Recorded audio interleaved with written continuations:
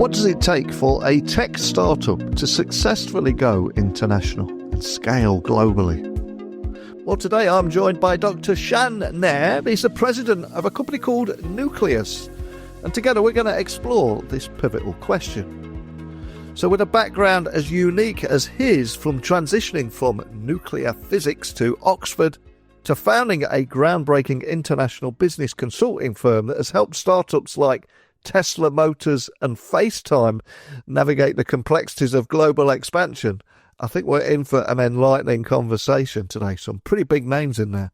So in this episode today, I want to uncover the strategies and solutions that Nucleus provides to simplify international expansion and helping them offer a one-stop approach to managing legal, financial and regulatory challenges across more than 52 countries. And we'll also discuss the regional nuances of going global, from employment risks in Europe to regulatory hurdles in Asia Pacific, and examine the critical role that experienced CFOs play in ensuring tech international success.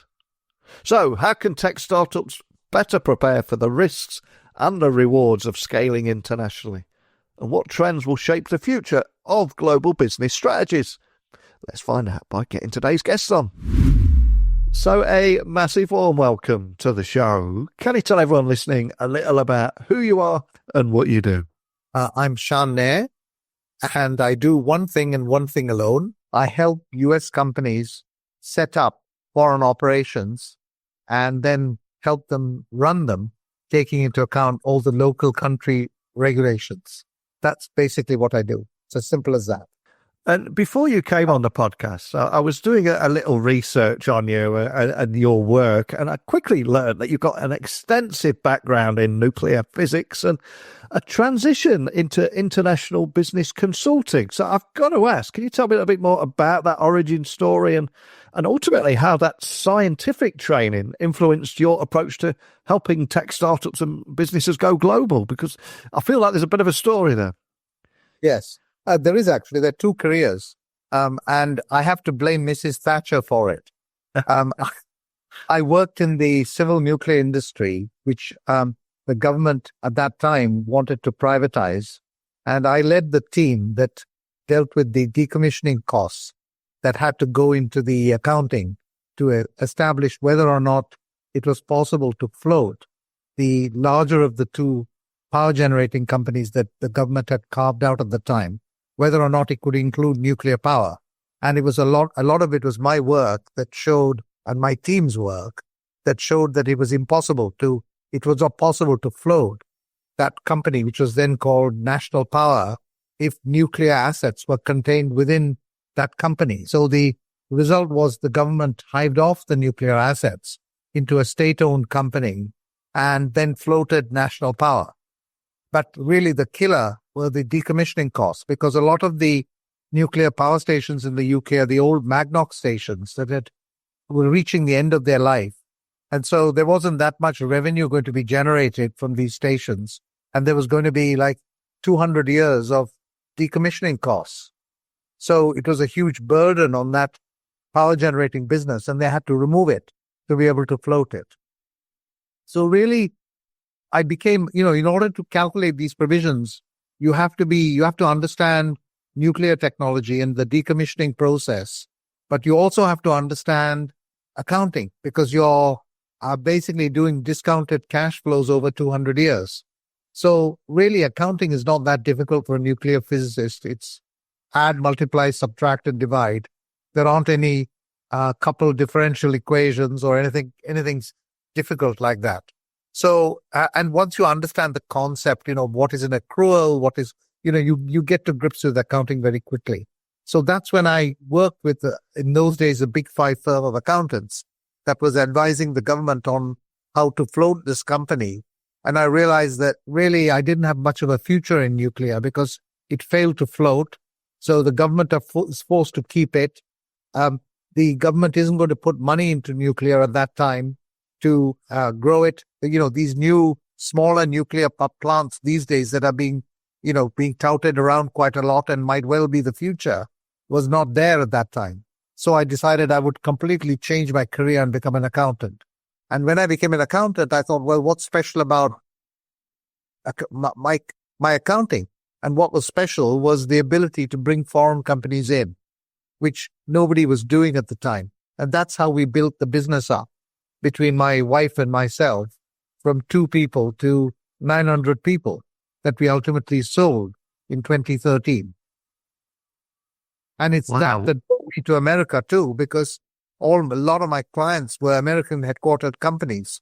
And, servicing them, having telephone calls up to 3 a.m, sitting in the Cotswolds was not good. So I had to move to the US literally to be able to talk to clients and build a business. That's what brought me here to Florida. Wow, what an incredible story. Absolutely love that. It's funny how things go in cycles. We talk about the years of Margaret Thatcher, of course, and what was happening with the nuclear scene there. And of course, now big tech are all, with AI consuming so much energy and the responsibilities around that, big tech are pushing for nuclear energy again. I'm curious, what are your thoughts on that twist? I think it's a resurgence of nuclear energy, but it's a shame that a lot of the people the scientists and engineers of my generation are a lost generation, because they stayed in nuclear power and then they just were put out to grass with early retirement. And now they're in their 60s, 70s, 80s, no use. So there's a whole new generation of nuclear scientists that will have to grow to fund this. But I've always believed that nuclear technology was one of the safest. And it's environmentally very sensitive in terms of the nuclear waste, but it's also environmentally very positive because it doesn't generate CO2. Yeah. So, particularly now, there really isn't much of a choice, because there's going to be a large demand for power, as you say, from AI, and there are other inputs as well that are going to require a lot of power. And nuclear is very good for baseload generation. After a football match, everybody turns their kettles on, power demand goes up. Nuclear is not good for that. The wind and wave power, etc., are good for that, particularly using batteries to store energy. But baseload generation, nuclear is very good. So, for example, Didcot Power Station in the UK, that station is decommissioned, but it's been replaced with a huge battery pack that's going to store electricity from baseload that can then be released into the grid when people put their kettles on after a football match. Wow. So I think that's the way the world is going now. 100% with you. And with your work at Nucleus now, it's been pivotal in assisting iconic companies from Tesla Motors and FaceTime, and help them all with their international expansion. And to bring to life with what you're doing here, can you just walk me through some of the typical steps that you would recommend a tech startup take when they're preparing to expand their operations internationally? It's great to hear more about how you do that. All right. Basically, the typical scenarios where it's one of two. It might be a company that's wanting to hire their first international employee, maybe a VP of sales or business development in Europe or Asia Pacific, and needs help to get that done. So, and the second scenario is one where the companies are already international, but they're in like 3 or 4 countries, and they're having a hard time managing accountants, lawyers, HR specialists, benefits brokers in 2 or 3 different time zones, sitting in California or wherever they are in the US. For the first scenario, basically, we work out with them what type of entity they need to set up. It might be a subsidiary, it might be a place of business, it might be a representation office or a branch. Could be any one of these. And what it ends up having to be is driven by the functions of the people. I won't go too much into the technical, but basically we help them figure out what they need to set up. Then our legal team sets it up for them. Then we get in place country compliant employment agreements. Our employment law team gets that in place for them.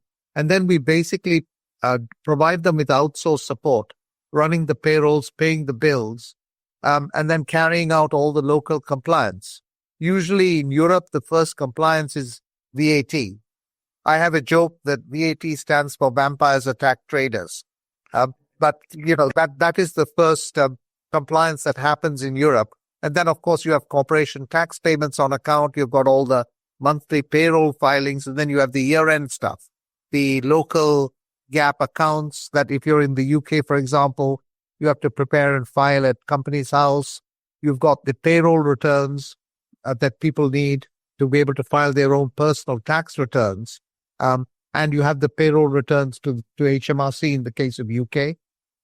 So you have all of these requirements, and these requirements vary by country, and we are currently in 52 countries. So essentially, one person, one experienced client services director takes care of all of this, soup to nuts, getting you set up, helping you operate, and then making sure you're legal. That's what we would offer. And what is the value add? They don't have to find a law firm to set up a company, an accountant to keep the management accounts, to local gap, a payroll company to run payroll, a benefits broker to manage all the medical insurance and other stuff they might have to offer the employee. So they haven't got these multiple service providers. With the second scenario where the company is already international and in several, maybe 2 or 3 countries with reasonable headcount, basically we just pick this up and provide them with a one-stop shop. But the basic message is it's a one-stop shop for international expansion. And the concept of an international expansion services, or IES, was always quite fragmented before you developed into this niche market. It's something I learned when I was researching you too. So what are the key challenges in this market that you've aimed to address when you very first entered this space? Because it seemed like quite a brave and bold move to try and solve this problem. Well, I don't know whether it's brave or bold, but it was an obvious move because there was nobody in the niche. Yeah. The first problem was actually to establish the niche and then to develop it. But developing it was easy. It took 2 or 3 years to establish the niche. Then to develop it was easy because there was no competition for 4 or 5 years. I think the main problem today or issue today is it's very important when a company decides to go abroad that it has a budget that's realistic.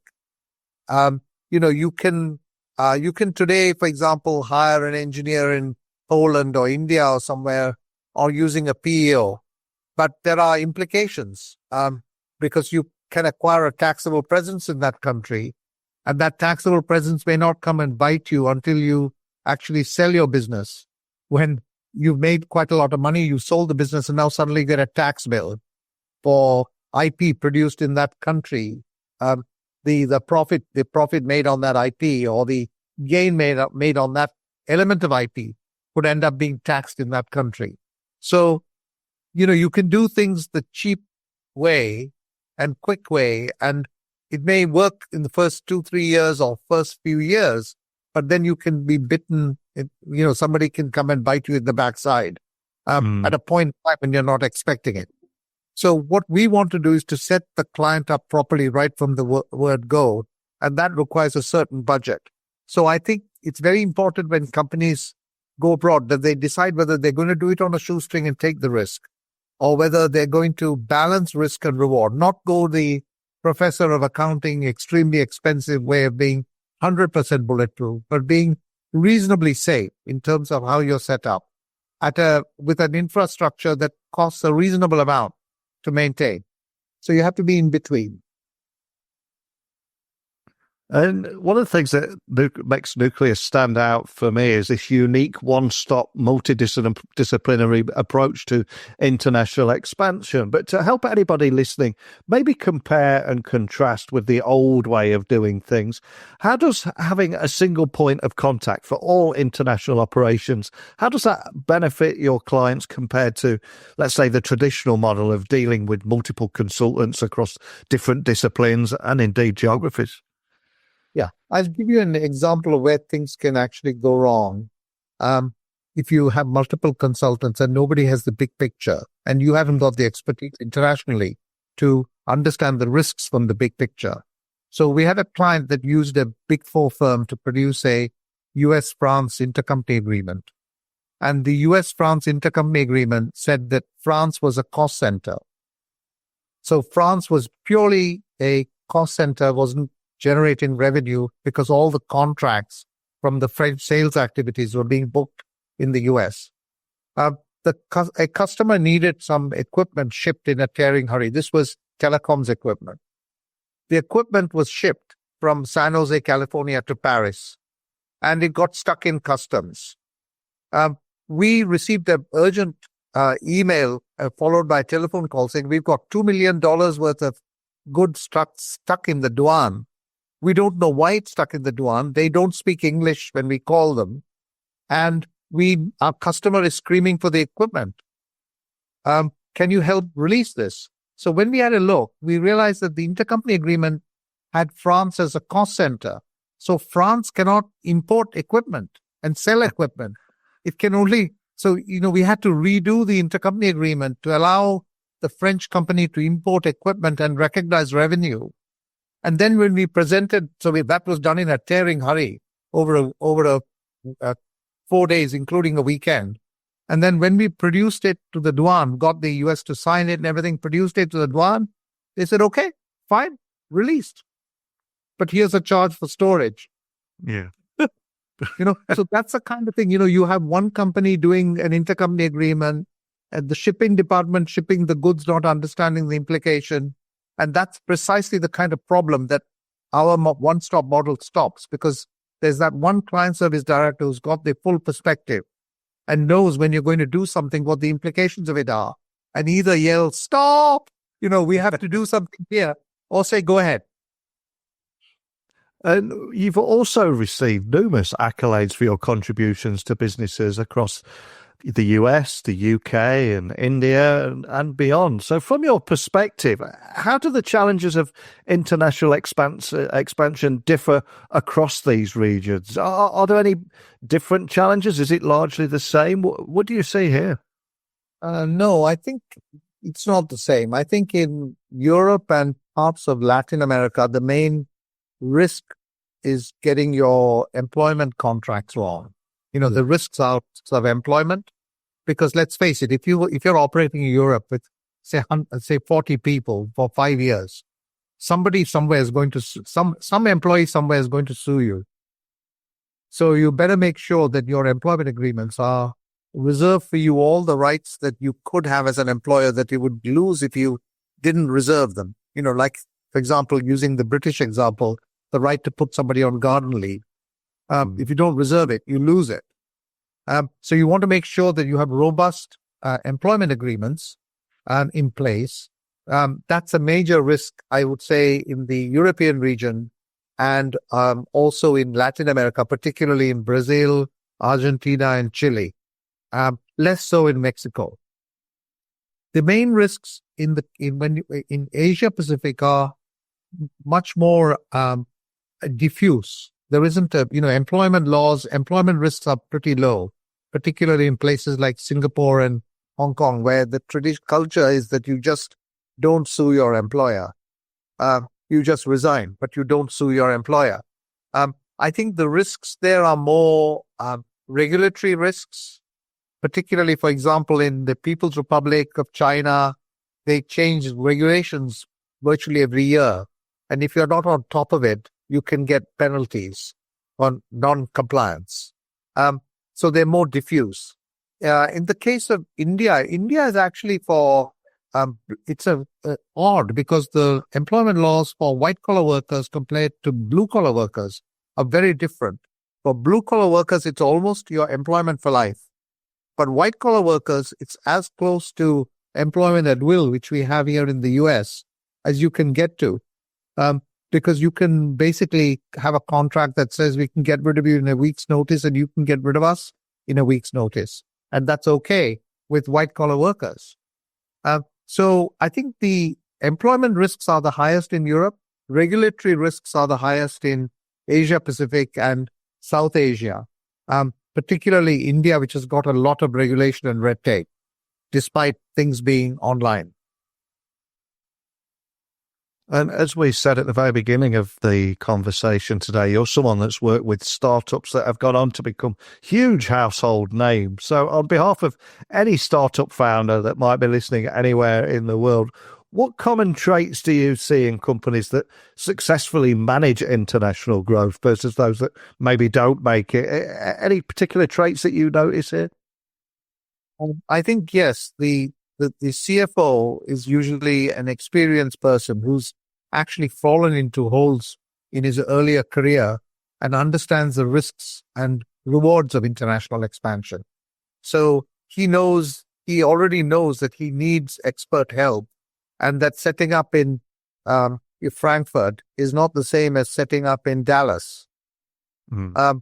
There's a huge difference. So appreciating that and having that international experience at CFO and usually at controller level is actually one of the key steps for companies to avoid foreign exposures. But having said that, there are very successful companies who made a complete mess of their international operations, incurred lots of costs, but because their business model is very successful, they've overcome these problems. So really, I would say that the finance side is important, but what's much more important to business success is having a viable business model. Because ultimately, if you get into a financial and tax mess, it's a question of paying your way out of it, paying the penalties, paying whatever you have to do and getting out of it. But if you don't have a successful business model, but you have a perfectly experienced international support team, it's not going to help you. You're going to sink. And if we look ahead into 2025, it's literally weeks away now. Are there any emerging trends or technologies that excite you or you just believe will significantly impact how companies approach international expansion in the next 5 years? And I appreciate that saying the next 5 years is almost impossible to predict with what's happened in the last 2 years alone. But what excites you here? I think two areas excite me, actually. Nuclear power does. And you wouldn't be surprised by my saying that. I'm talking about small-scale nuclear power plants that can be built over a fairly short time span, don't require that much startup capital to build, and can operate for 15, 20 years as opposed to 40, 45, 50 years, which is what the Hinkley B and C's in UK are doing. So small-scale nuclear power plants is one. Another one is I think with Trump coming in and the change in direction of the US government, I think cryptocurrencies and companies involved in payments and finance, international payments and crypto are going to do very well. I think those are two sectors. There may be others, but from what I can see and judge and sitting here and a bit sensitive to the changes in the US, that the US is going to have next month, there are going to be big changes. I think basically those are two areas, certainly, that I think will be very much in the forefront of the news and possibly expansion and probably going to get easier to get capital. I think also with Trump coming into power, the ability of private equity firms and venture capital firms to raise capital is going to become easier because I think interest rates are going to go down. And that means that people are going to be prepared to take more risk, investors, to get a better return. Oh, I completely agree with you on many points there. Interesting times ahead. And again, for any startup founder listening, looking for that valuable takeaway, if they're looking to expand internationally, any critical advice that you would offer to them to not just ensure a successful expansion, but also sustainable operations in new markets, for example? Any critical advice you'd share around that? Make sure your business is has got international appeal. Take into account the fact that there's going to be more protectionism in the world, especially with Trump in power putting tariffs on imports. Other countries are going to retaliate. So you may, if you're in a product company, have to consider manufacturing in country to sell in country. And thirdly, make sure your business model is robust, and subject to that, make sure you have an adequate budget to set up and grow internationally. Don't do it if you don't have the budget. Fantastic advice. I love to hear more from people listening to what they thought about our conversation today. And anyone that would love to carry on the conversation we started today or just find out more information about Nucleus and how you might be able to help them, where would you like to point everyone listening? they can email me. My email address is Shan, SHAN, at nucleus-co.com. I'd be happy to help them. That's very kind of you. So I'll be interested in how everybody listening, what their big takeaways from today's episode is. I'll throw my email in there as well, techblogwriter@outlook.com. Let me know your thoughts. It'd be great to carry on this conversation and bounce even more ideas around. But Shan, just a big thank you for taking the time to sit down with me today. Really appreciate your time. Thank you. Thank you so much for your time. It's a pleasure meeting you. Take care. I think, as we learned today, international expansion is both a challenge and an opportunity for tech startups. And my guest's insights have shed light on how Nucleus helps companies navigate this journey and ensuring a seamless process by addressing everything from regulatory compliance to payroll management, all with a single point of contact. I think that was the big message there. But what are your thoughts on the strategies we discussed today? Have you faced hurdles in scaling internationally, or considered the advantages of taking your business model global? Love to hear from you as always. You can get me on LinkedIn and all social channels at Neil C. Hughes, and my email is techblogwriter@outlook.com. So please join the conversation. Let me know your experiences and insights. And also, don't forget, you've got to join me again tomorrow. We're going to do it all again with a different guest and a different topic. But thanks as always for listening today, and I will speak with you all again bright and early tomorrow. Bye for now.